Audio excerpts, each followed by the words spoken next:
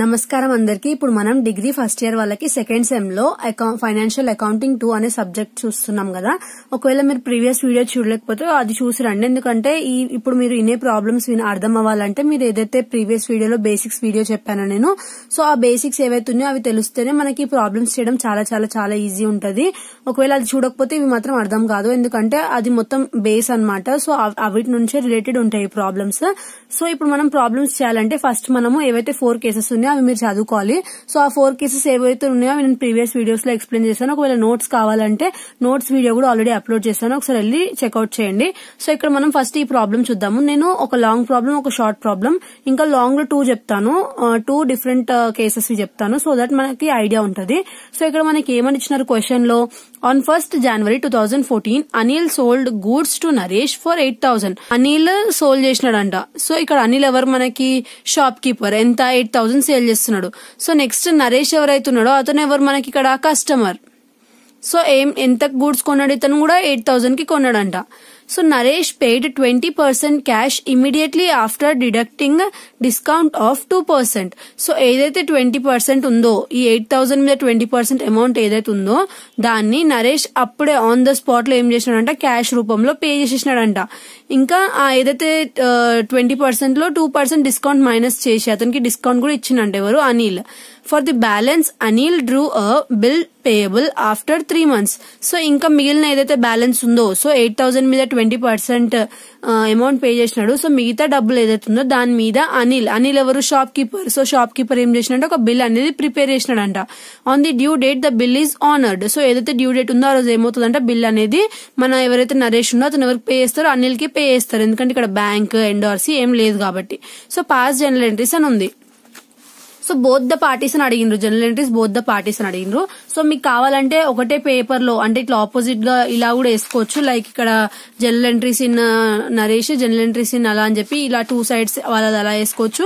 But నేను ఇక్కడ ఎలా వేసానంటే ఫస్ట్ అనిల్ వి రాసి తర్వాత కింద నరేష్ వి రాశాను. సో ఇక్కడ ఏముంది మనకి, general entries in the book of Anil. So Anil ఎవరు మనకి ఇక్కడ షాప్ కీపర్, అంటే ఎవరు డ్రావర్. సో ఇక్కడ మనకి ఏమవుతుంది, ఫస్ట్ ఈయన సేల్స్ చేసిండు. సో సేల్స్ ఎంట్రీ ఏంటిది, మనం అక్కడ ఫస్ట్ కేసులో ఎంట్రీస్ చూసాం కదా. సో ఆ ఎంట్రీస్ నేర్చుకుంటే ఇక్కడ జస్ట్ రాసేయడమే, అమౌంట్స్ అన్ని వాళ్ళు ఇచ్చినారు కాబట్టి అదే చేయడము. సో ఇక్కడ మనకి ఏమైంది, ఫస్ట్ నరేష్ సేల్స్ చేసినారు, తర్వాత ఏమైంది నరేష్ పే చేసినాడంట. సో ఇప్పుడే బిల్ రిసీవబుల్ అవ్వలేదు, ఫస్ట్ పే చేసిన అమౌంట్ రాసి ఆ తర్వాత బిల్ రిసీవబుల్ మేక్ చేయబడింది, అంటే తయారు చేయబడింది ఎవరి ద్వారా, అనిల్ ద్వారా. సో ఫస్ట్ సేల్స్ అయినాయంట, ఎంత 8,000, తర్వాత ఇమ్మీడియట్ గా క్యాష్ పే చేసినాడంట. ఎంత పే చేసినాడు, 8,000 మీద 20% పే చేసినాడంట. సో అది పే చేసిన తర్వాత మళ్ళీ 2% డిస్కౌంట్ వచ్చిందంట ఆయనకి. సో అది ఆ రెండు మనకి క్యాష్ ఇంకా డిస్కౌంట్ లో వస్తుంది. తర్వాత 2 నరేష్ అకౌంట్. సో ఎవరు పే చేస్తున్నారు, నరేష్ పే చేస్తున్నారు, 1600 పే చేస్తున్నారు. నెక్స్ట్ అంత పే చేసినాక మిగతాది ఎంత ఉంటది ఇంకా, సో ఇంత మాత్రం పే చేసినాడు ఎవరు, 1600 పే చేసినాడు 8,000 లో నుంచి. మిగిలిన 6,400 అతను ఏం చేసినాడంట, అనిల్ అంటే ఎవరు, షాప్ కీపర్, బిల్ అనేది క్రియేట్ చేసినాడంట. సో బిల్ క్రియేట్ చేస్తే మనకి ఎంట్రీ ఏంటిది, bills receivable account to Naresh account.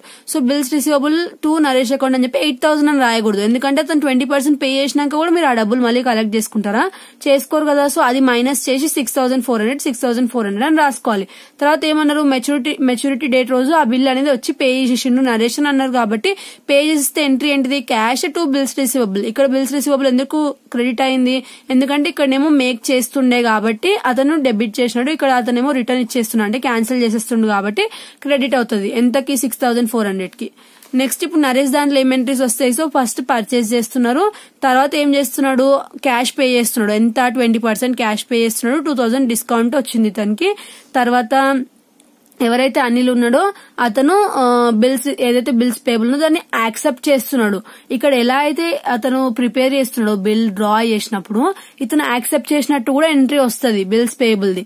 So accept చేస్తున్నాడు, ఆ తర్వాత లాస్ట్ కి ఏం చేస్తున్నాడు, పే చేస్తున్నాడు. ఎవరికి, ఇది ఎవరిది, నరేష్. సో నరేష్ ఎవరికి పే చేస్తున్నారు, అనిల్ కి పే చేస్తున్నారు, అంటే ఇక్కడ కస్టమర్ షాప్ కీపర్ కి పే చేస్తున్నట్టు. సో ఇది మనకి ఫస్ట్ ప్రాబ్లం. ఇలా సింపుల్ గా రాసుకోవచ్చు ఒకవేళ మనకి కేసెస్ అనేటిది ఐడియా ఉంటే.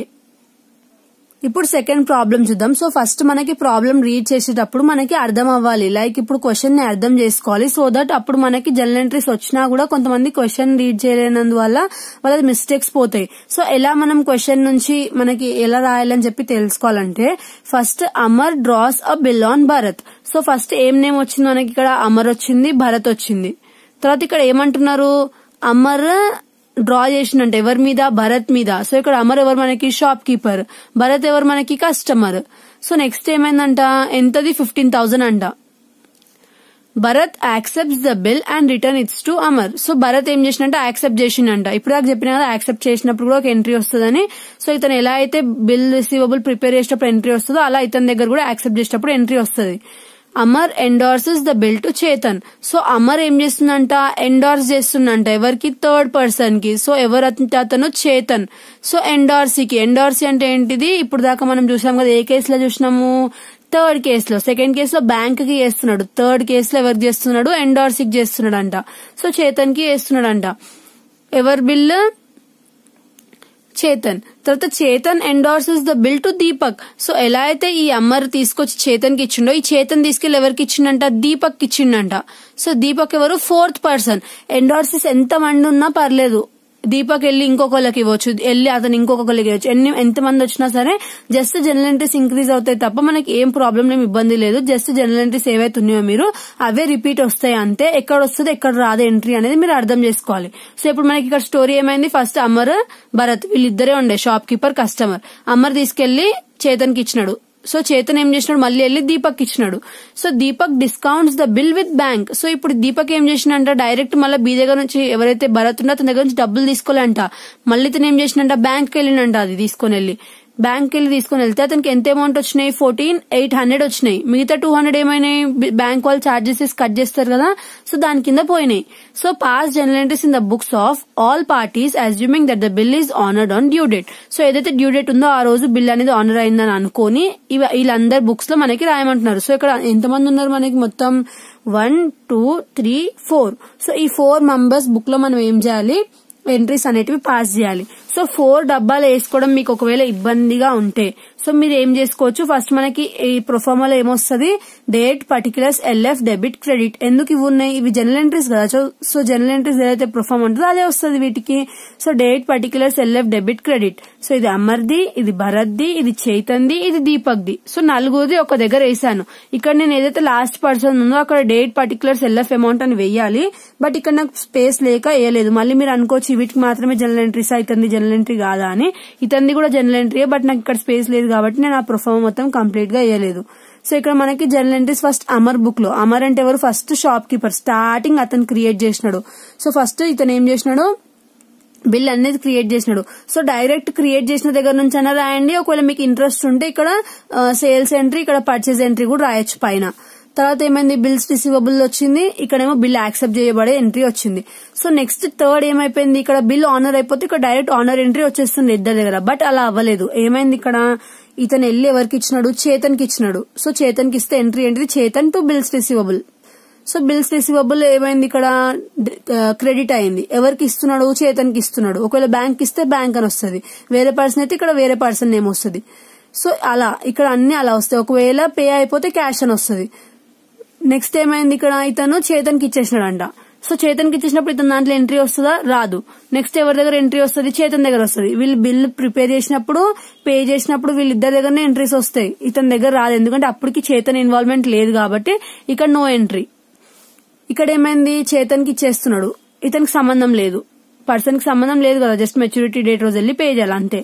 సో ఇతను ఏం చేస్తున్నాడు, రిసీవ్ చేసుకుంటున్నాడు. సో ఇప్పుడు రిసీవ్ చేసుకుంటుంటే ఇక్కడ ఇప్పుడు ఎలా అయితే ఇక్కడ భరత్ దగ్గర నుంచి ఇతను రిసీవ్ చేసుకుంటే అప్పుడు ఎంట్రీ ఏమొచ్చింది, బిల్స్ రిసీవబుల్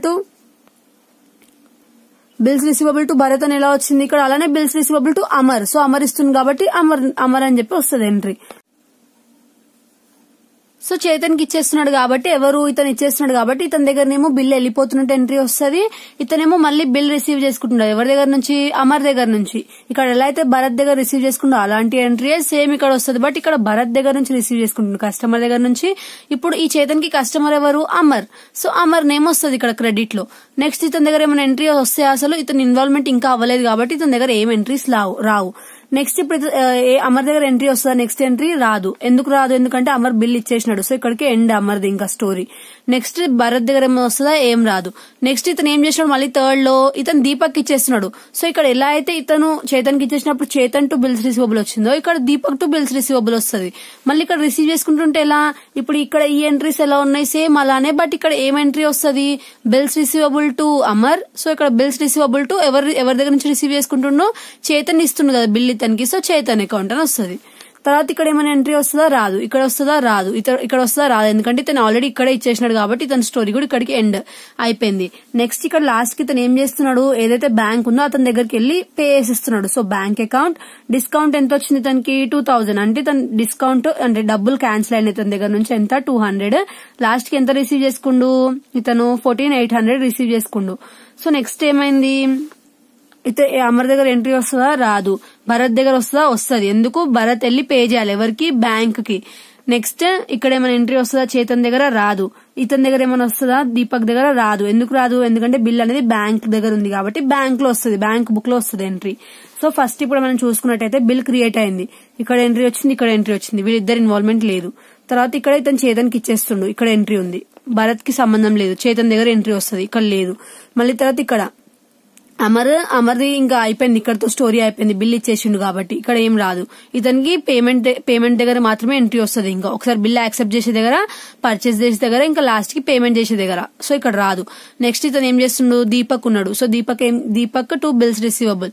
సో ఇక్కడ ఏమవుతుంది, ఎవరైతే ఇక్కడ అమర్ బిల్ రిసీవ్ చేసుకుండో అమర్ దగ్గర నుంచి ఇతను ఏం చేస్తున్నాడు, దీపక్ ఇచ్చేస్తున్నాడు. సో ఇక్కడ వస్తుంది ఎంట్రీ, దీపక్ దాంట్లో వస్తుంది. నెక్స్ట్ ఇక్కడ రాదు, ఇక్కడ రాదు. ఇక్కడ ఎందుకు రాలేదు, ఎందుకంటే ఇక్కడ దీపక్ ఇచ్చేసినాడు, ఇంకా అయిపోయింది అతని స్టోరీ ఎండ్. నెక్స్ట్ ఇక్కడ ఏమైంది, ఒకవేళ బిల్ ఆనర్ అయిపోయి ఉంటే ఇక్కడ డైరెక్ట్ ఏమొస్తుండే, ఈ బిల్స్ పేబుల్ ఎంట్రీ అనేది పైన వచ్చేసి ఇక్కడ ఇతను ఏం చేస్తుండే, బిల్ అనేది క్యాన్సిల్ చేసేస్తుండే, డైరెక్ట్ ఇక్కడ అయిపోతుండే. బట్ ఇక్కడ ఎవరైతే దీపక్ ఉన్నారో అతను ఏం చేసినాడు, మళ్ళీ బ్యాంక్ లో ఇచ్చినాడు అది తీసుకెళ్లి. So bank discount two bills receivable. ఈ ఎంట్రీస్ అన్ని మీరు ఆ కేసెస్ చెప్పేటప్పుడు నేను ఎంట్రీస్ చెప్పాను కదా, అక్కడ నేర్చుకుంటే ఈ ఎంట్రీస్ మీరు అక్కడ నుంచి రాయొచ్చు డైరెక్ట్ గా. ఈ ఎంట్రీస్ ఏమంత టఫ్ ఉండో, జస్ట్ ఎంట్రీస్ రివర్స్ చేస్తూ నేమ్స్ చేంజ్ అవుతాయి అంతే, మొత్తం సేమే ఉంటాయి. సో ఇక్కడ bank account, discount account, two bills receivable account అని వచ్చింది. ఇంకా లాస్ట్ కి ఎవరి దగ్గర ఎంట్రీ రాదు, ఎందుకంటే ఏదైతే లాస్ట్ కి బిల్స్ రిసీవబుల్ ఎవరి దగ్గర ఉంది, బ్యాంక్ దగ్గర ఉంది కాబట్టి ఎంట్రీ అనేది బ్యాంక్ వాళ్ళ బుక్ లో వస్తుంది, బ్యాంక్ జనరల్ ఎంట్రీస్ దాంట్లో వస్తుంది. సో ఇక్కడ మనకి ఓన్లీ భరత్ ఎవరైతే ఉందో అతను పే చేస్తుంది కాబట్టి అతను దగ్గర వస్తుంది ఎంట్రీ. సో ఇక్కడ మొత్తం అన్నిటి దగ్గర అమౌంట్స్ సేమ్ ఉంటాయి, జస్ట్ ఎక్కడైతే బ్యాంక్ దగ్గర డిస్కౌంట్ అవుతుందో ఎంత డిస్కౌంట్ అవుతుందని చెప్పి మనకి అక్కడ అమౌంట్ ఇచ్చినారు కాబట్టి అక్కడ మాత్రమే చేంజ్ అవుతుంది. ఎందుకంటే అక్కడ మనకి ఏమని ఇచ్చినారు, బ్యాంక్ దగ్గర డిస్కౌంట్ అయ్యేటప్పుడు 200 అంటే 14,800 అని డైరెక్ట్ క్వశ్చన్ లో మెన్షన్ చేసినారు కాబట్టి 200 మనకు మైనస్ అయింది కాబట్టి అర్థమైంది కాబట్టి సో ఆ డిస్కౌంట్ దగ్గర 200 రాసేసి 14,800 15,000 అని బిల్స్ రిసీవబుల్ లో రాయాలి. సో బిల్ మనకి 15,000 ఉంటే 14,800 మనకి బ్యాంక్ దగ్గర నుంచి రిసీవ్ చేసుకున్నాం, 200 అనేది కట్ అయిందని చెప్పి. మిగతా అన్నిటి దగ్గర 15,000 అనే వస్తుంది, ఎందుకంటే అదే మన బిల్ యాక్చువల్ అమౌంట్ కాబట్టి. సో ఇది మనకి second problem bills of exchange లో. నెక్స్ట్ ప్రాబ్లం ఏది చూద్దామంటే థర్డ్ క్వశ్చన్. సో ఇప్పుడు క్వశ్చన్ చూస్తే మనకు అర్థమైపోతుంది ఏమైంది అక్కడ అని. On January 1st, 2015 Mahesh sold goods. So ఇక్కడ మహేష్ ఎవరు, మనకి షాప్ కీపర్.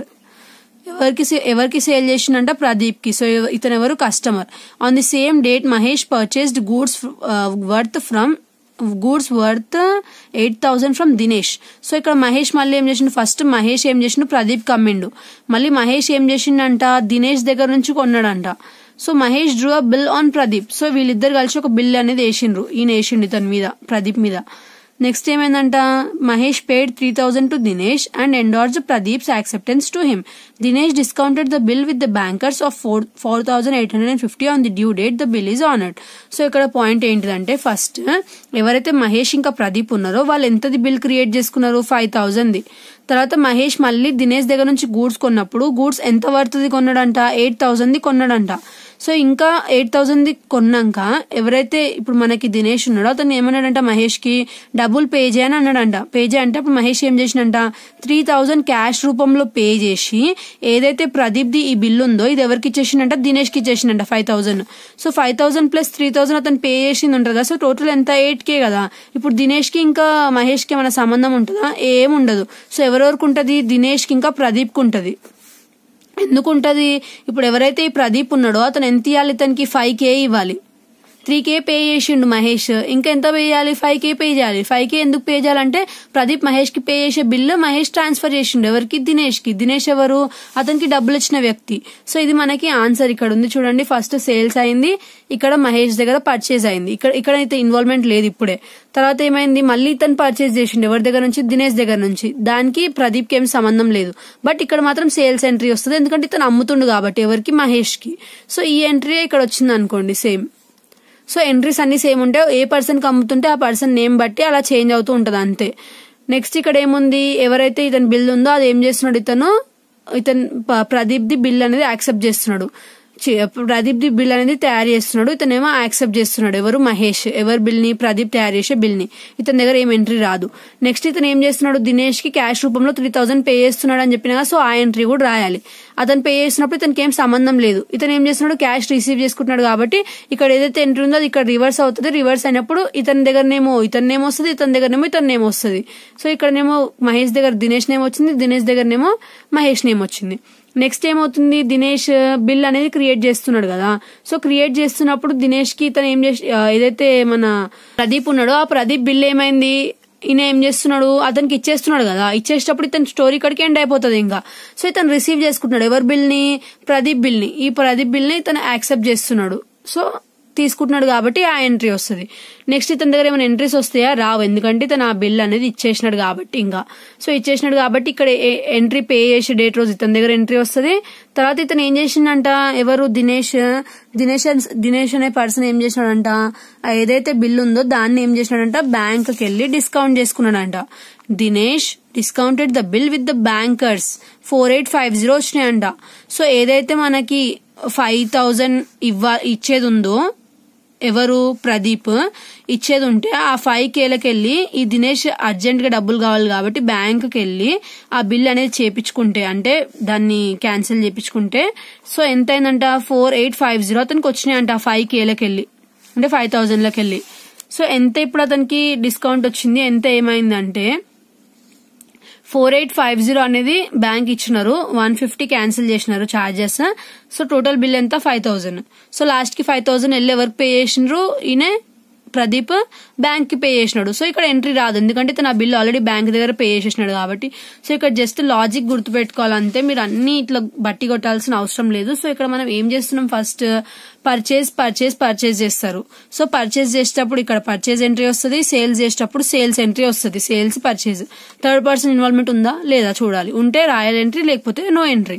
నెక్స్ట్ ఆయన పర్చేజ్ చేసినప్పుడు ఏమైనా క్యాష్ పే చేసినాడా? సో క్యాష్ పే చేస్తే క్యాష్ ఎంట్రీ వస్తుంది, లేదు డైరెక్ట్ క్యాష్ పర్చేజ్ చేయకుండా డైరెక్ట్ బిల్ అంటే బిల్ వచ్చేస్తుంది. లేదు ఇతను ఏం చేసినాడంట? పర్చేజ్ చేసిండంట మళ్ళీ దినేష్ దగ్గర నుంచి. సో ఇక్కడ దినేష్ దగ్గర ఇతని పర్చేజ్ ఎంట్రీ వస్తుంది, ఇక్కడ సేల్స్ ఎంట్రీ వస్తుంది.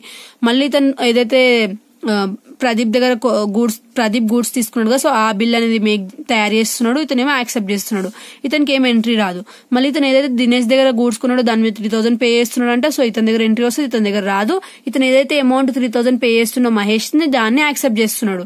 తర్వాత ఇతను ఏం చేస్తున్నాడు? ఆ 3000 పే చేసినాక ఇంకా 5 పే చేసేది ఉంది, కానీ అది పే చేసుకోలేను, బట్ ప్రదీప్ నాకు కొన్ని డబ్బులు ఇచ్చేది ఉంది, సో ఆ బిల్ నువ్వు తీసుకొని ప్రదీప్ దగ్గర నుంచి తీసేసుకో, డైరెక్ట్ 5000 అని చెప్పి మన ఇద్దరికి ఇంకా చెల్లని చెప్పి బిల్ ఇచ్చేసి ఇతను ఇంకా జరిగిపోయింది ఈ అగ్రిమెంట్ల నుంచి. తర్వాత వీళ్ళిద్దరు స్టోరీ నడుస్తుంది. ఇంకా ఇతను ఏం చేసినాడు? తీసుకొని సరే బిల్ ఇచ్చేస్తున్నావు అని బిల్ యాక్సెప్ట్ చేసుకొని బిల్ అనేది బ్యాంక్ వెళ్ళి విత్డ్రా చేసేసుకున్న తర్వాత క్యాన్సిల్ చేసేసుకున్నాడు బిల్ ని. 150 రూపీస్ ఇతనికి మైనస్ అయ్యి మొత్తం 4850 డబ్బులు అనేవి వచ్చినాయి. తీసేసుకున్న తర్వాత లాస్ట్ కి ఎప్పుడైతే బిల్ పే చేసేది ఉందో అప్పుడు వెళ్ళి ఎవరు పే చేసినారు? ప్రదీప్ వెళ్ళి ఎవరికి పే చేసినారు? బ్యాంక్ కు పే చేసినారు, ఎందుకంటే దినేష్ వెళ్ళి బ్యాంక్ లో ఆల్రెడీ బిల్ ఇచ్చేసి డబ్బులు తీసేసుకున్నాడు కదా. సో బ్యాంక్ వెళ్ళి పే చేసేసినాడు, ఇతను చేసి బ్యాంక్ దగ్గర నుంచి క్యాన్సిల్ చేయించుకున్నాడు. సో ఇది మనకి bill of exchange. Bill of exchange అంటే ఇలానే ఉంటాయి ఎంట్రీస్. ఏమైనా డౌట్స్ ఉంటే అడగండి కామెంట్స్ లో, నేను మీకు రిప్లై ఇస్తాను. సో ఇలా జస్ట్ మీరు జనరల్ ఎంట్రీస్ నేర్చుకుంటే ఏ ప్రాబ్లమ్ అని ఈజీగా సాల్వ్ చేయొచ్చు. సో ఇది మనకి బిల్ ఆఫ్ ఎక్స్చేంజ్. నెక్స్ట్ వీడియోలో నెక్స్ట్ చాప్టర్ చూద్దాం. Thanks for watching.